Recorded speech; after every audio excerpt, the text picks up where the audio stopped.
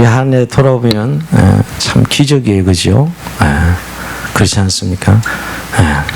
옆에 분에 살아 계신 것이 기적이네요. 이렇게 한번 그러지 않겠어요? 살아 계신 것이 기적. 보니까 없는 분들도 가끔 있는데 살아 계신 것이 기적입니다.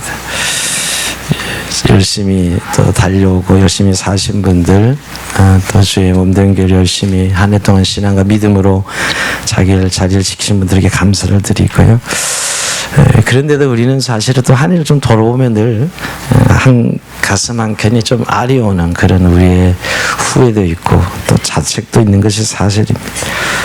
또 어떻게 보면 그저 의례 연말이 되면 송년주일 너무 익숙해져 가지고 이제요. 그냥 또 뭐 결산하고 또 새롭게 하는 것이지 너무 우리 안에 송년주일, 송구영신 예배, 신년주일이 시스템화되어 있어요. 너무 익숙해진 것이죠. 그러나 여러분 2019년도는 다시 돌아오지 않습니다. 우리가 1월부터 12월 달과 일은 늘 반복적으로 매년 쓰지만 해는 쓰지 않잖아요.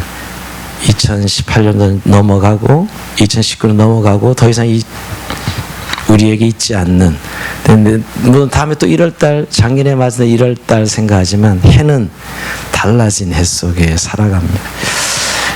제가 목자의 편지 썼지만 세월은 앞으로만 가고 뒤로는 가지 못하는 특성이 있어요. 앞으로만 가고 또 목적지를 향해서 계속 가는, 목적을 향하는 시간은 목적성이 있기 때문에 결국 우리의 남은 날이 짧아지고 있고 결국 우리의 구원의 완성의 날도 곧 다가올 날이 가까우고 있다는 것이 늘 이 송년주일에 확인하게 되는 일입니다. 그런 의미에서 여러분과 너무 익숙해진 송년주일이 아니라 우리의 신앙에 좀 질문을 던져야 된다고 생각합니다. 흔히 좀 믿음은 질문이 없는 상태라고 생각하는 분들이 많은 것 같아요. 좀 체면을 걸어서 그저 평안한 상태가 유지되는 것이 믿음이다 할지 모르지만 사실 믿음은 끊임없이 질문을 던지고 하나님께 대하여 또 우리 자신에 대해서 우리 인생에 대해서 끊임없이 질문을 던지면서 성숙해가는 과정이 믿음이지 의례적으로 한 해가 또 결산하고 새해를 준비하는 것은 그저 은혜다. 그냥 의례적인 상투적인 결산을 해서는 안 된다고 생각합니다. 그런 의미에서 오늘 인생의 결산보고, 오늘 우리가 결산보고서를 만들면 어떤 결산보고서를 만들까 하는 생각을 하면서 오늘 은혜의 말씀을 나누고자 합니다. 한 해가 저물면 모든 기업들은 결산을 하게 됩니다. 그의 경영 성과를 알아보기 위한 것인데 결산을 하게 되면 한 해에 일한 성과가 이익이 났는지 손실이 났는지 알 수 있고 또한 그 규모도 어떠한지 알 수 있죠. 근데 여러분 큰 회사만이 아니라 자영업도 지금은 개인 장사도 결산을 하게 되어 있습니다.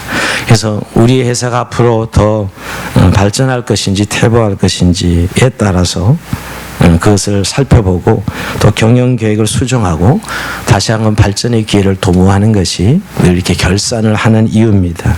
근데 그 결산할 때 기본적인 회계 보고서가 나오는데 그 회계 보고서는 꼭 빠지지 않는 두 가지가 있습니다. 하나는 대차 대조표고요. 또 하나는 손익 계산서입니다. 띄워주실래요? 이 대차 대조표는 일정 시점의 재무 상태를 나타내는 것이고요. 손익 계산은 일정 기간의 경영 성과를 나타내는 지표입니다. 위에 저표가 대차 대조표고요. 밑에 가 손익 계산서인데요.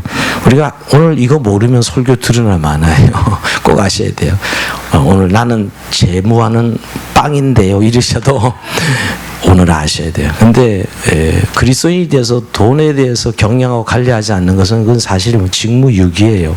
이 정도는 아셔야 된다고 생각합니다. 그러니까 이 표를 보면 이 대차 대조표는 왼쪽은 자산이고 오른쪽은 부채와 자본으로 이루어져요. 근데 항상 왼쪽을 흔히 차변이라고 오른쪽을 대변이라고 그래요. 뭐 그런 어려운 용어는 몰라도 그러니까 왼쪽을 우리가 차변, 오른쪽을 대변이라고 하는데 대자 이쪽에 왼쪽에 자산이 들어가죠. 그리고 오른쪽에 대변에는 부채와 자본, 부채까지 기입해죠. 그래서 부채가 자본으로 들어간 이유가 그것 때문이에요, 여러분. 아직 넘기지 마세요. 그래서 재무 구조를 파악하는데 아주 중요한 거죠. 그리고 손익계산서는 왼쪽이 비용이고 오른쪽 수익입니다. 어떤 비용이 들어가는데 어떤 수익이 생겼느냐. 그러니까 이 비용은 회사나 개인이 가지고 있는 자산을 경영활동에 투자한 금액으로 볼 수 있고, 이렇게 투자한 비용을 가지고 얻게 된 수익을 오른쪽 대변에 표시하는 거죠. 수익으로 표시하는 겁니다. 그래서 치른 비용에 비해서 수익이 크면 순이익이 되고, 반대로 치른 비용에 비해 수익이 적으면 순손실이 발생하게 됩니다. 그래서 밑에 보면 왼쪽에 밑에 항상 순이익이 들어가고 순손실이 들어가요. 그렇죠? 이 비용을 발생해서 이런 그 결과를 넣으면 왼쪽 밑에다가 결국 항상 순이익이 나오든지 순수익이 나든지 순손실이 나든지 늘 이제 이 표를 보면 나타나게 되어 있습니다. 이제 플러스냐 마이너스냐 하고 나타나게 되지요. 근데 저는 이 회사의 대차대조표 손익계산서를 우리 인생의 한번 대자대조표와 손익계산서를 만들어 보았습니다. 여러분 회사만 결산하는 게 아니라 인생도 결산하거든요. 하나님 앞에서 성경 분명히 그렇게 말씀하고 있습니다. 우리 인생을 결산할 때 이 표로 만들면 어떤 표가 될까? 한 세 가지 표를 만들어요. 첫째는 예수 믿기 전에 우리의 대차대조표 손익계산서, 또 예수 믿은 후에 우리의 인생의 대차대조표와 손익계산서, 그리고 오늘 이 본문의 주인공 바울과 같은 사람의 이 대차대조표의 손익계산서 세 가지를 한번 그려봤습니다. 첫 번째 한번 띄워볼래요? 자, 이게 예수 믿기 전에 이 대차대조표인데요. 자, 예수 믿기 전에 왼쪽에 자산은 뭐냐? 물질과 시간이 자산이죠. 물질과 시간이 자산이고, 부채와 자본은 세상과 자신입니다. 자신의 힘을 믿고 살아가는 자신의 힘, 그리고 세상이죠. 근데 이 밑에다 그래서 단기 손실 써놨는데 가로수고 지옥이라 해놨습니다. 좀 끔찍할 것 같지만 하나님 없는 인생, 예수 믿지 않는 인생은 결국은 아무리 노력해도 죽고 나면 결국 하나님 없는 세상에 가는 거니까 결국은 손실이에요.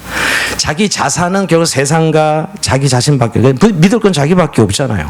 하나님 없는 사람들은 자기밖에 믿을 게 더 있어요. 뭐 가족들, 뭐 좀 주변에 도와주는 있다가 저도 결국 자기 자신이고 세상인데, 이 세상이 문제예요. 세상이 자기가 자본이라고 말할지 모르지만 이 부채예요. 왜냐하면 늘 세상 유혹에 끌려다니고 종로로 타거든요. 영적으로 보면. 그래서 영적 부채를 가지고 살아가게 됩니다. 근데 여러분 결국 이 부채가 많아지면 재무구조가 악화되는 것인데, 우리가 아무리 인생 살면서 뭐 능력과 부귀영을 누린다고 해도 늘어나는 것은 결국 이 마귀에게 사다리 친 빚일 뿐이에요. 자, 이렇게 대차대조표 그리지만 그 밑에 이제 손익계산서 나오죠. 비용을 계산, 비용은 역시 물질과 시간을 통해서 비용을 쓰지요. 그게 당연하죠. 그런데 수익 거둔이 수익이 없어요. 이 제가 골드, 걸, 글로리 써놓은 거는 여러분, 골드는 돈이고, 걸은 성이고, 글로리 명예입니다. 요한일서 2장 15절 16절 17절에 보면, 이는 세상에 있는 모든 것이 육신의 정욕과 안목의 정욕, 이생의 자랑이니 다 아버지께로부터 온 것이 아니요 세상으로부터 온 것이라. 이 세상이 자기 자본이고 자산이기 때문에 세상에서 오는 것이 뻔하잖아요. 그러니까 이 3G, 3G라고 표현했는데 결국 얻어지는 것은 돈과 명예와 성입니다. 그런데 이건 결국 하나님과 거리가 점점 멀어지게 하는 것이고, 결국은 하나님 없는 죄 짓는 길로 가게 되는 것이고, 남는 건 아무것도 없어요. 그래서 사실은 비용을 들여서 수익은 생기는 것은 단기 손실은 결국 하나님 없는 세상 지옥이지요. 이 예수 없는, 하나님 없는 인생의 대자대조표와 손익계산서라고 할 수 있습니다. 이게 영적 관점에서 보면, 여러분 성경적 관점에서 보면 너무나 분명합니다. 자, 근데 여러분 참 우리가 감사한 것은 이제 예수 믿은 후에 우리의 대자대조 손익계산 너무 달라지나. 자, 넘겨볼까요? 자, 오늘 이렇게 왼쪽에 우리도 물질과 시간은 같아. 그죠? 우리의 자산 속에 물질을 쓰고 시간을 쓰는 것 같아요. 그런데 한 가지 다른 게 있다면 우리에게는 은혜가 있죠. 하나님 백성들은 은혜가 있어. 하나님의 은혜가 우리의 자산이 돼. 하나님 은혜로 살아가는 건 은혜가 되죠. 그래서 이제 결과적으로 순이익이 나서 구원과 상급이고, 오른쪽에 그러면 우리가 가진 부채와 자본은 뭐냐? 우리도 세상과 자신, 세상 사람들과 다르진 않아요. 세상과 자신을 가지고 있는 건 똑같이. 그런데 우리의 진정한 자본이 있어. 하나님이야. 은혜가 있고 자산으로는, 자본은 하나님이 우리의 자본이 되는 것이지요. 그래서 여러분 우리가 하나님의 은혜가 나의 자산이 된 것이고 또 예전에는 세상과 나밖에 없었지만 이제 하나님이 나의 자본이 되어주는 삶을 살게 됩니다. 늘 의지하고 늘 의뢰하고 신뢰하고 이게 달라지는 삶이죠. 그래서 여러분 왼쪽에 당기 순이익은 구원받을 뿐만 아니라 상급이 나타난 것입니다. 근데 그 밑에 손익계산서 보면 우리도 물질 시간을 이용해서 물질 시간을 은혜로 사용하면서 오른쪽에 수익을 얻는 것이 첫 번째는 삶에 필요한 것들입니다. 우리가 기도해서 응답받아서 우리 한 해 동안도 복을 받고 살았잖아요. 우리의 물질도 우리의 가족도 사실 은혜로 얼마나 우리가 복 받은 게 많아요. 올 한 해도 여러 가지 모양으로 수익도 내고 집도 사시기도 하고 사업도 성공하기도 하고 이게 삶에 필요한 것들은 수익이에요. 근데 이것만 끝나는 게 아니라 정말 신앙인들은 두 번째가 더 좋아요. 신앙과 인격의 열매. 이 삶에 필요한 것들은 조금 안 된 분들도 있어요. 어려요. 고난이 많은 분들, 유난히 마이너스가 되고 망하기도 하고 그런 분들도 있는 것 같아요. 우리 교우들도 있죠. 그렇지만 이건 좀 첫 번째 건 약간 왔다 갔다 하지만 두 번째 거는 그 고난 속에도 신앙과 인격의 열매를 맺어. 하나님의 은혜로 살았기 때문에. 하나님의 은혜로 살면 반드시 인격적으로 신앙적 열매를 맺어. 근데 그걸로 끝나지 않지요. 그걸로 끝나지 않고 우리가 교회에서 직분을 감당함으로 또 교회에서 영혼들을 섬기고 또 복음 전하고 해서 이 사역과 섬김과 전도의 열매를 맺는다는 것이에요. 이게 오늘 예수 믿는 사람들의 대차대조파 손익계산서입니다. 물론 전제는 있죠. 제대로 믿었으면 하는 전제가 있지만 이게 분명히 우리가 예수 믿은 후에 받는 축복입니다. 참 그러고 보면 여러분 오늘 우리가 이제 결산서를 우리가 오늘 중간 결산이라 볼 수 있잖아요. 하나님께 쓰는 게 최종 결산이고 오늘 송년주일에 중간 결산한다면 여러분들 이렇게 수익에 지금 우선 제일 중요한 건 내 자산이 은혜였다는 걸 인식하는 삶이었는가 하고 내 진짜 모든 자본은 하나님이신가 하는 것고 그렇게 살아가지고 내게 올해 결산해 보니까 삶에 필요한 것들 이건 좀 서로 좀 차이가 있을 수 있어요. 유난히 오늘 하나님이 더 사랑하셔서 고난으로 많이 빚어내신 분들은 삶에 필요한 것들은 제가 통장 보니까 마이너스고 또 일도 좀 안 된 것도 너무 많고 이런 분들이 있을 수는 있지만 두 번째 분명히 은혜로 살았다면 이 두 번의 신앙과 인격의 열매는 반드시 내가 작년보다는 좀 예수님을 닮아가는 좀 덜 화내고 덜 이제 내 천자가 저천을 이렇게 가로로 세로로 주님이 지지 않고 가로로 평화롭게 주님이 지는 저는 이해를 못 하시네. 이렇게 성격에 성질이 더러운 사람은 계속 이렇게 생기거든. 이렇게 아셔요? 근데 이렇게 가로로 이렇게 생기는 주름은 아주 이 인격적 열매로 맺어지는 주름살입니다. 예, 농담이고요. 근데 올 한 해 정말 예수님 때문에 내가 좀 더 예수님을 닮아서 변화된 모습 이 두 번째는 크죠. 그리고 한 해 동안도 열심히 목장에서 또 부서에서 영혼들을 섬기면서 맺어진 열매들 이게 정말 우리가 올해 결산할 때 있어야 될 손익계산서입니다. 여러분 이렇게 오늘 한 해 해서 정말 순이익, 단기의 순이익이 구원은 물론이고 상급까지 하나님의 상까지 담보하는 그런 삶을 살았다면 너무너무 감사한 것이죠. 이게 오늘 우리가 그려야 될 대차대조표와 손익계산서입니다. 근데 여러분 여기서 머물지 않고 오늘 바울 같은 사람은 어떤 대차대조표 손익계산서 썼는가? 오늘 우리가 이 디모데후서 4장 7절 읽었는데요. 자, 그 다음 한번 띄워줘 보실래요? 바울 같은 사람은 더 심플해요. 아주 단순하고 명료합니다. 여러분 바울은 위에 뭐가 달라졌어요? 시간과 물질이 없어. 바울은 전적인 100% 하나님으로 살았어. 시간과 물질이 이 사람은 필요 없어. 온전히 하나님의 은혜야. 그리고 모든 자본은 시간 물질을 그는 자본으로 삼지 않았습니다. 여러분 우리가 바울 서신 읽어보면 계속 그는 이 세상의 모든 걸 배설물로 여긴다 그랬어요. 자기의 어떤 이 명예, 권력, 모든 부 다 배설물이에요. 시간 물질이 자산으로 들어가지 않았어요. 바울 같은 사람은. 자본에도 들어가지 않습니다. 오직 은혜와 하나님과 자산은 은혜고 자본은 하나님이셨어요. 그리고 그는 손익계산서에 계산해보면 은혜로 살아서 100% 하나님께 헌신합니다. 그는 철저히 내 안에 그리스도가 산다 그래요. 내가 사는 것은 이제 내가 아니요 내 안에 그리스도가 산다 그러면서 하나님 앞에 100% 헌신합니다. 그래서 여러분 수익이 아예 삶에 필요한 것들 바울은 고난만 받았어요. 정말 그는 복음으로 인해서 그토록 고난받은 사람이 어디 있어요? 불쌍할 정도로 정말 몇 번 죽음의 고비를 넘기고 그냥 삶에 필요한 것들은 그건 구하지도 않았고요. 없었어요 사실은 그에게는. 그리고 신앙과 인격의 열매. 여러분 바울처럼 예수님 닮은 사람이 어디 있어요? 그는 아주 예수처럼 살고 싶어서 요즘 말 환장했던 사람이에요. 그래서 나를 본받으라는 거 아니에요?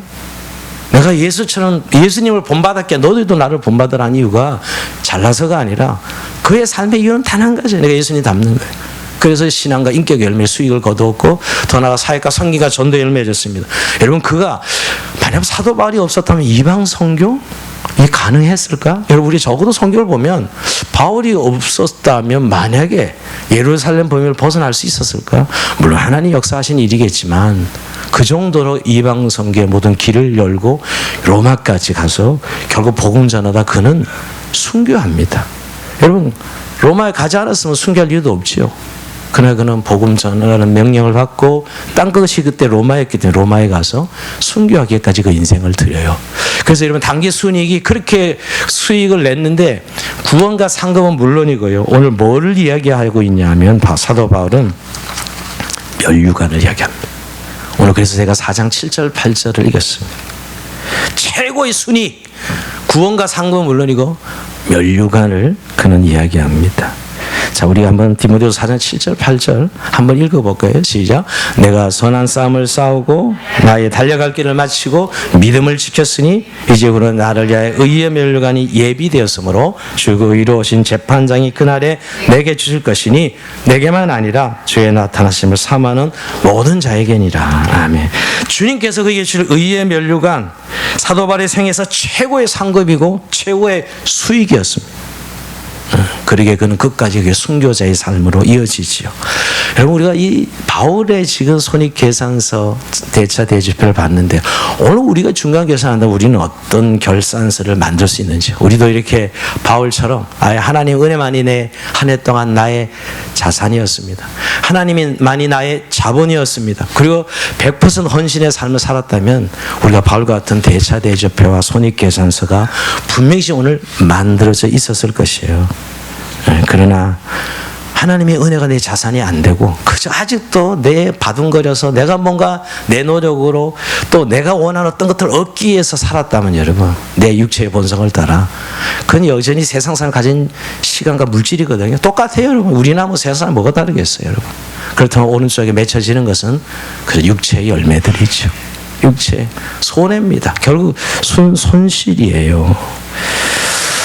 여러분 오늘 우리가 정말 나는 한 해 동안 살면서 내가 좀 더 작년보다 올해 예수님을 더 닮은 인격적 열매를 맺어 드렸는가 하는 것이에요. 이게 정말 주님 앞에 우리가 드릴 성적표요 결산 보고서입니다. 사업이 뭐 100% 성장했고 이것도 참 아름답고 참 귀한 일이지요. 그러나 정말 신앙인이라는 것은요 그리스도인이 정말 영원한 것과 하나님 나라의 백성에 살아간다면 내가 얼마나 그리스도 인격적 열매를 맺어 한 해 동안 은혜로 살아서 하나님의 자본을 삼아 살아서 인격적 열매를 맺었는가. 그리고 또 나를 통해서 얼마나 많은 사람들이 그리스도를 알고 사랑을 배우고 그런 전도와 섬김의 열매를 맺었는가 하는 것입니다. 우리가 올해 여러분 사업하는 분들은 자영업이나 회사 생활하면서 통장에 늘 따져보시잖아요. 얼마가 들어오고 얼마가 나고 얼마나 그 계산 밟습니까? 근데 정말 오늘 우리는 이런 우리의 삶의 결산서는 얼마나 신경을 쓰면서 살아가고 있는가 하는 것입니다. 좀 냉정하게 올해 우리의 중간 결산서를 만든다면 순수익인가 순손실인가 하는 것입니다. 여러분 인생은 반드시 결산한다고 성경은 이야기하고 있거든요. 히브리서 9장 27절에 보면 한 번 죽는 사람에게 정하신 것이 그 후에는 심판이 있으리니 그랬습니다. 여러분 우리가 너무나 분명합니다. 올해 매년 이렇게 한 해가 가면 갈수록 제깍제깍 애기는 태어나면서부터 죽음의 시간을 단축해 가고 있는 거 아니겠어요? 인생에는 애기라 하더라도 여러분 산다는 것은 너무너무 분명한 진리예요. 한 번 죽는 사람이 정하신 것이고 그의 심판이 있다는 것입니다. 거기에 따라 영원한 영벌 하나님 없는 지옥으로 가거나 하나님이 있는 천국으로 가는 그런 분명한 구원과 영벌로 나뉘어진다는 것이죠. 여러분 우리가 어느 날 갑자기 우리의 인생의 마지막이 다가올 건데 그때 우리의 정말 마지막 결산서는 어떻게 쓸 것인가. 지금이 아직은 중간 결산서라서 얼마든지 수정할 수 있을지 모르겠습니다.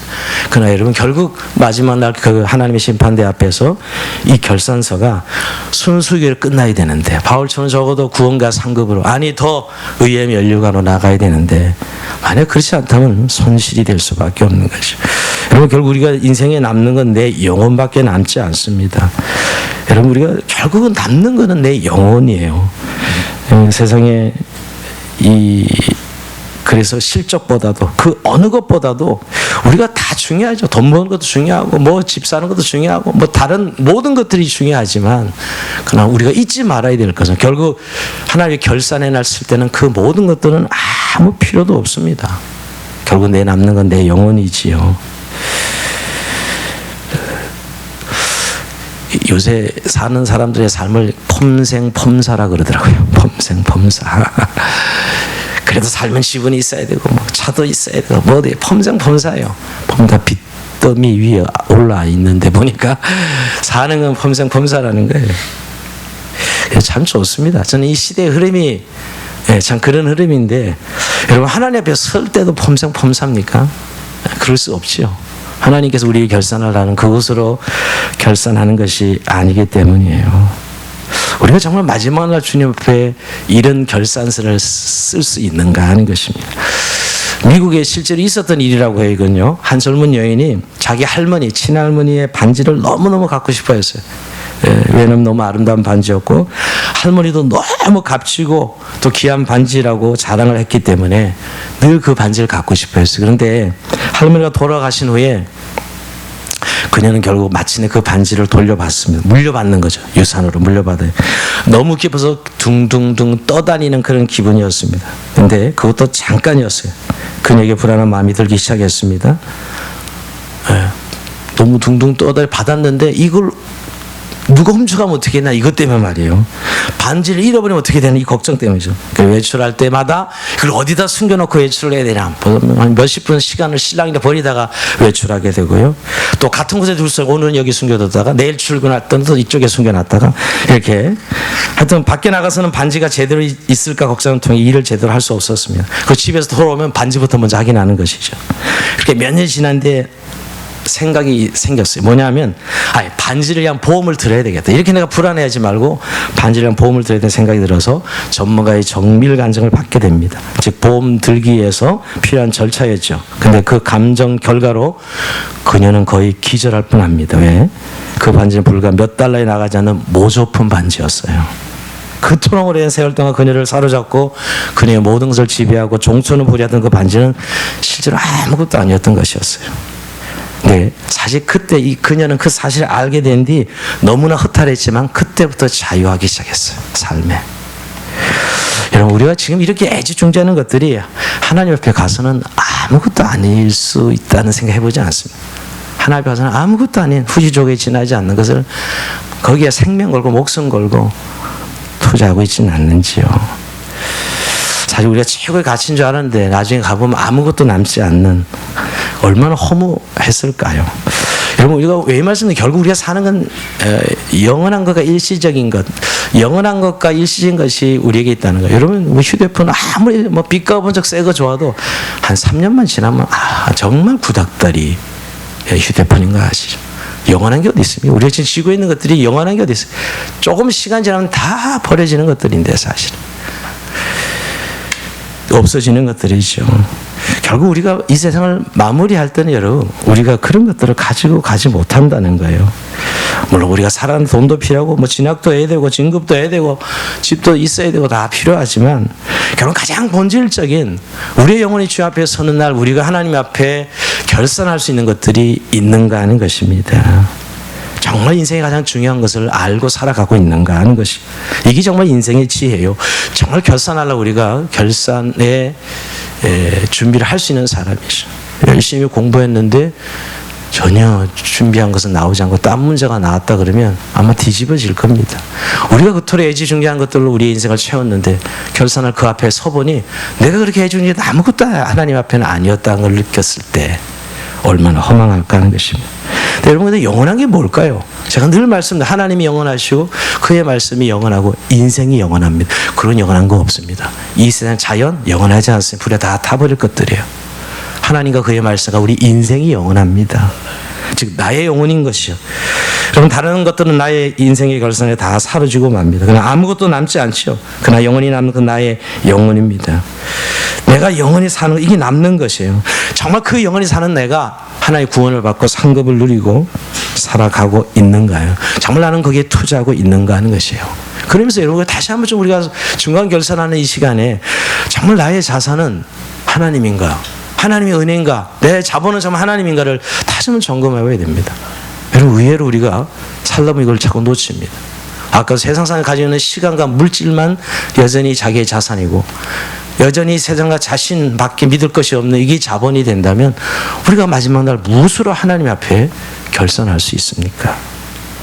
자, 그런 의미에서 다시 한번 저는 정말 내가 예수를 구주로 믿고 내가 하나님의 자녀된 삶 말입니다. 정말 하나님이 나의 자본이라고 말할 수 있는 그저 교회 다니고 교회 기독교 문화를 이해하고 내 평안을 위해서 믿는 하나님 종교로서의 기독교 말고요. 내 인생의 결론으로 내 인생의 주권자가 하나님이시고 난 그의 주신 은혜로 살고 그가 내 삶의 전부이었기 때문에 그가 준 것으로 살아가는 의미의 예수 그리스도를 주라고 고백하는 내 인생의 정말 주님이 하나님이십니다. 이런 신앙 말이에요. 나는 정말 그렇게 하나님을 나의 자산으로 자본으로 믿고 살아가고 있는가? 이게 먼저 점검돼야 됩니다. 의외로 교회는 그렇게 문화적으로 얼마든지 또 내 필요에 달릴 수 있거든요. 목회하면서 저는 사실 제일 목사로서 마음에 가지고 있는 큰 기도 제목은 우리 교우들 중에 그런 사람이 한 사람도 없는 얻기를 바라는 기도가 제일 많습니다.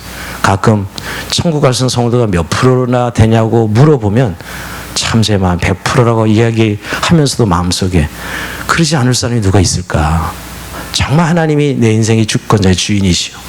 나는 은혜로 사는 인생이라고. 나는 은혜로 구원받은 인생이라고. 이럴 때 여러분 아까 그 대차대조표가 손익계산서가 구원과 상급으로 이어질 수 있는 것이죠. 자, 그렇다면 여러분 우리가 정말 예수를 믿는 우리들이죠. 오늘 주양한 공동체 적어도 여기서 오늘 예배드리는 모든 분들은 예수를 믿고 하나님의 자녀로서 아까 그런 대차대조표 손익계산서를 쓸 수 있는 분들일 것입니다. 근데 한번 점검해봐야 된다고 생각해요. 정말 예수님 내 삶의 자산이고 내 삶의 비용인가? 정말 예수님의 사마음의 근에 힘입어 살아온 인생인가? 정말 하나님께 주시는 지혜와 능력에 힘입어 살았는가 한 해 동안도? 그렇다면 여러분 우리가 열매가 있는 게 당연하거든요. 올해 이 중간결산 이 시간에 아까 두 번째 내 인격의 열매 당연히 있어야 정상이에요. 그것이 잘 그렇게 구체적으로 드러나지 않아도 있어요. 그리고 정말 성김과 전도의 열매로 나타나는 것은 너무나 당연한 겁니다. 열매는 얻으려고 몸부림치는 게 아니라 결과물이죠, 여러분. 왼쪽에 있는 그 비용을 적절히 지불했다면 오른쪽에 신앙의 열매, 인격적인 열매는 자연스럽게 맺혀져야 되는 것들이지 노력하는 것들은 아니거든요.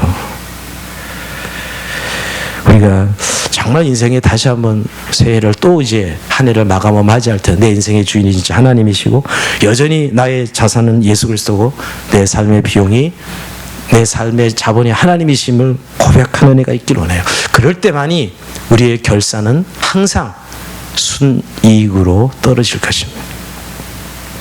오늘 말씀 마무리해서 여러분, 근데 저는 손익계산서 이게 대차대조표를 만약 하나님 앞에서 우리가 이제 마지막으로 그릴 때 그런 삶을 살아가기 위해서 우리는 바울의 권면을 들어야 됩니다. 빌립보서 2장 12절 이렇게 그는 권면합니다. 읽어봅시다. 시작. 항상 복종하여 두렵고 떨림으로 너의 구원을 이루라. 아멘. 좀 기분 나쁜 권면이죠. 아니, 구원 받았는데 구원을 이루라 하고 이야기합니다. 이건 너무너무 중요해요. 두렵고 그것도 떨림으로. 바울 같은 사람은 거의 완벽하게 살았다고 느낄 정도로 신앙적인 사람에도 불구하고 두렵고 떨림으로 너의 구원을 이루라 얘기합니다. 왜 이럴까요? 우리가 신앙생활을 한다는 게 참 어떤 시스템을 가지고 타성에 적고 안주하기엔 너무너무 쉽습니다. 이 틀이라는 게 얼마나 무서운지 아셔야 돼요. 교회라는 틀, 내 생활이라는 틀, 이게 한번 만들어지면 여러분 이거 참 쉽지 않습니다. 이게 분명히 필요한 거예요. 틀이 없어야 된다는 말이 아닙니다. 그러나 그게 안 적어 젖어버리면 그 정말 내용, 우리가 하나님 앞에 가지려고 내용은 어디론가 사라지고 이 틀만 남아있는 것이죠. 오늘 그래서 바울은 그 믿고 있는 빌립보 교인들에게, 잘 믿고 있는 빌립보 교인들에게 칭찬을 얼마나 했어요. 그런데 불구하고 너의 두렵고 떨림으로 너의 구원을 이루라 하는 것이죠. 하나님 앞에 설 때까지 타성이 젖지 않고 굳어지지 않고 시험에 들지 않고 두렵고 떨림으로 계속해서 그리스도를 닮아가는 신앙적인 인격적 열매를 맺어가고, 그리고 그 많은 사역에서 섬김과 전도와 사랑의 열매를 맺어가도록, 성령의 9가지를 맺어가도록 권면하고 있는 것이지요. 우리가 구원받은 자로 살아간다는 건 여러분, 바울처럼 이미 얻었담도 아니고 이미 가졌담도 아니고 사실은 계속 달려가는 상태를 말해요. 붙들림받은 그 은혜로 계속 달려가는 것이지, 스탑하는 순간 그때 이미 타성해져서 끊어진 거예요. 오늘 우리가 성령주일이 뭘 끊어버리고 사실 또 이어가고 이런 의미로 많이 생각하지만 결국은 점검할 부분이죠. 계속 우리가 그 붙들림 바 은혜에 하나님을 자본으로 자산으로 삼고 달려가고 있는가 하는 거예요. 즉 믿음의 경주를 전부 우리가 지금 제대로 하고 있는가 하는 것입니다. 그래서 여러분, 우리가 성년주일 그러면 뭔가 해안과 후회를 떨어버리고 또 뭔가 새해 어떤 소망을 탁 받고 막 하는 이런 사실 느낌이 아니라, 사실 내 경주자의 자세가 여전히 그 은혜에 붙들림 바 되어서 이룬 것도 아니고 푯대를 향해 달려가고 있는 긴장감, 또 그런 자세와 태도가 있느냐는 것이죠. 어제 제가 이렇게 설교지 마지막 준비하고 있는데 우리 목사님이, 제가 존경하는 목사님이 글을 하나 보내왔는데 그런 글이었어요. 군대에서 종종 이 완전구자하고 장거리 행군하잖아요. 그러니까 행군할 때 그럴 때마다 항상 제일 문제는 낙오가 생긴다는 거예요. 장거리 행군하면 낙오가 생기는데 결승 처음 중반에 가면 낙오가 또 마지막 가기 전에 남겨두고 낙오하기도 하고. 근데 이제 참 신기한 거는 그분이 그렇게 글을 썼어요. 신기한 건 대열의 앞에 선 사람은 낙오하지 않나요? 앞에 선 사람 낙오하고 꼭 중간에 뒤에 선 사람이 낙오하요. 뒤에 서면서 선두 반보 너무 빨리 간다 하면서 계속 좀 천천히 가게 해달라 그러는데, 뒷사람은 늘 뒷사람이 낙오가 생기지 앞사람은 낙오가 생기지 않습니다. 앞사람이 에너지가 더 드는데도 불구하고 앞사람이 넘어지지 낙오하지 않고 뒷사람이 낙오한다는 게, 뒤에는 대부분 이렇게 그 무리에 속해서 가려고 하는 사람들은 낙오가 생기고 오히려 앞서가는 사람들은 낙오하지 않습니다. 더군다나 여러분 이제 소대장 중대장들 인솔자들이잖아요. 인솔자들은 절대 낙오하지 않는다는 거예요. 여러분 인솔자들은 소리 깨끗이 지르면서 가거든요. 2배 힘이 드는데도 불구하고 인솔자는 낙오하지 않습니다. 제가 이 글을 보내준 글을 읽으면서 그렇다. 결국 경주하는 그 사람의 결국 자세와 태도에 달려 있는 거예요. 우리는 지금 올 한 해도 뭐 때문에 힘들고 어떻게 보면 그런 이유가 우리의 진정한 아까 인생의 대차대조로 손익계산서를 만들지 못하는 이유라고 생각할 때가 많습니다. 여러 가지 이유가 있죠. 환경도 그렇고 우리의 고난도 그렇고 우리의 내 주변에 있는 사람도 그렇고. 근데 여러분 오히려 그것을 긍정적으로 오히려 남의 애를 도와주면서 끌어주면서 가는 사람은 낙오하지 않는다니까요. 근데 혼자 자기 군자만 겨우 들고 가는 사람은 낙오하는 거예요. 다른 몫의 사람을 책임지는 사람은 더 힘이 납니다. 그러니까 여러분, 우리가 또 한 해 우리의 경주하면서 우리의 자세가 정말 중요하다는 거예요. 오늘 두렵고 떨림으로 너희 구원을 이루라 하셨는데, 여러분 정말 바울처럼 어떻게 살아? 어떻게 100% 헌신을 해? 이 생각이 결국 우리를 밀어내는 거예요. 낙오하게 하는 겁니다, 사실은. 아니, 하나님 주신 말씀들을 믿음으로 하면 응답하시겠다 약속까지 받았는데 불구하고 그건 난 아니야. 여러분, 이미 우리의 자세가 이미 낙오할 자세를 가지고 출발하는 거죠.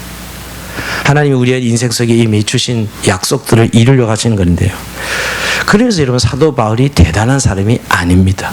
저는 그렇게 정말 엘리트고 대단해서가 아니라 예수님 주신 말씀을 그냥 붙들고 간 사람이에요. 그걸 100% 믿어본 사람입니다. 요즘 우리의 말과 행위가 다르게 노는 거 아시죠? 말은 그렇게 하고 어차피 행위는 자기가 결정한 대로 하는 거예요. 여러분 결국 우리의 자세에 달려있다는 것이에요. 오늘 바울이 인생 결산서에 그 의의 면류관, 우리가 겨우 종점에 도착했을 때 우리가 누려야 될 상급이요 최고의 수위라고 생각합니다. 그런 은혜를 누리기 위해서 다시 한번 우리 바울의 유언서이기도 하고요. 그의 결산 보고서이기도 한데 나의 결산 보고서로 이 본문을 같이 읽으면서 오늘 설교를 마무리하렵니다. 같이 읽어봅시다. 시작. 내가 선한 싸움을 싸우고 나의 달려갈 길을 마치고 믿음을 지켰으니 이제 후로는 나를 위해 의의 면류관이 예비되었으므로 주 곧 의로운 재판장이 그날 내게 주실 것이니 내게만 아니라 주의 나타남을 사모하는 모든 자에게니라. 아멘. 예, 우리 주님 오실 때까지 이 찬송 부르면서 오늘도 기도의 시간 나갑시다.